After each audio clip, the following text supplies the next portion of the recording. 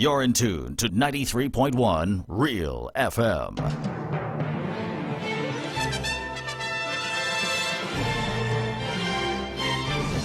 It's 16 hours and it's now time for the news in detail.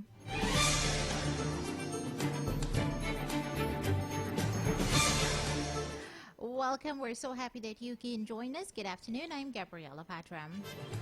Locally, Guyana records decline in COVID cases, hospitalizations, and deaths. For the first time since the COVID-19 pandemic hit these shores in March 2020, Guyana is now seeing a decline in infections, deaths, and hospitalizations. Minister of Health Dr. Frank Anthony revealed today. The health minister did not say the reason for the decline, but it is cautiously optimistic that this trend will continue. There has been one COVID-19 death within the past 24 hours, and Guyana's COVID-19 mortality rate is every 12 persons to 10,000. According to data released by Dr. Anthony, there are 60 persons hospitalized across Guyana. Of this number, 35 are at the Infectious Disease Hospital, Liniandal, Greater Georgetown. Significantly, there are 14 patients in the COVID-19 intensive care unit at the hospital. However, Dr. Anthony noted that the ministry continues to record positive cases in pregnant women. There are currently 3 pregnant women who tested positive for the virus, and they are hospitalized at the Georgetown Public Hospital.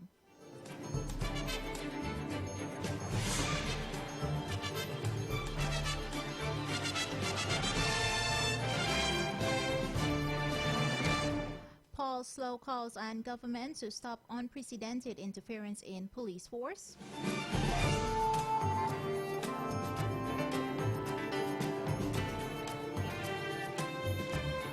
On the heels of the Ghana Police Force hosting a symposium on integrity in the police force, former chairman of the Police Service Commission, retired Assistant Commissioner Paul Slow, has issued a call on the government to bring an end to its interference in the Ghana Police Force, which Mr. Slow considers to be unprecedented.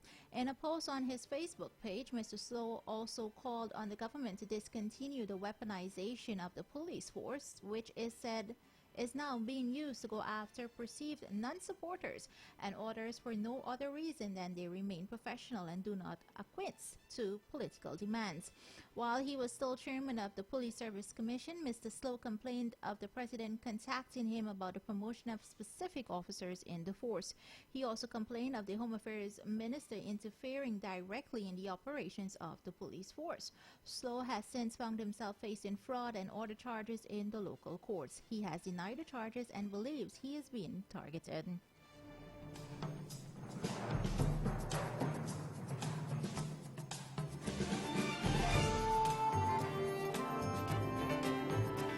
On the international scene, mistake for China and Russia leaders to miss COP, says Joe Biden.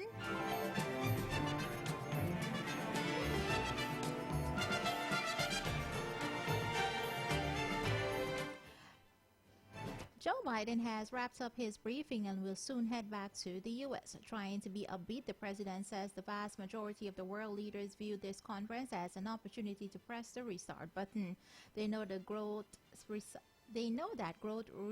in dealing with the economy in a way that affects the whole nation. Of what we going to do about climate change, he continues. And this is a gigantic opportunity.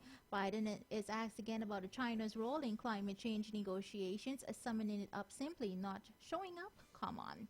Same thing with Russia and Putin, he continues, adding that the Russian wilderness is burning and Putin stays mum about it. And finally, in the world of sports, Pakistan through to semi-finals after overpowering Namibia. Pakistan overcame a spirited Namibia by 45 runs to secure their place in the men's T20 World Cup semi-finals. Pakistan smashed 130 from the final 10 overs to post and imposing 189 for 2, led by opener Mohammad Rizwan, unbeaten 79.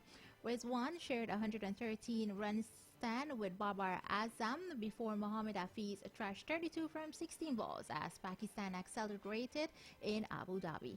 Namibia produced several good partnerships but could only muster 144 for 5 from their 20 overs.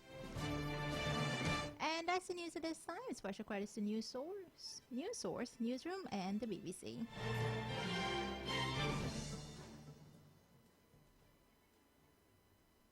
Enjoy the music from 93.1 Real FM, the people's choice.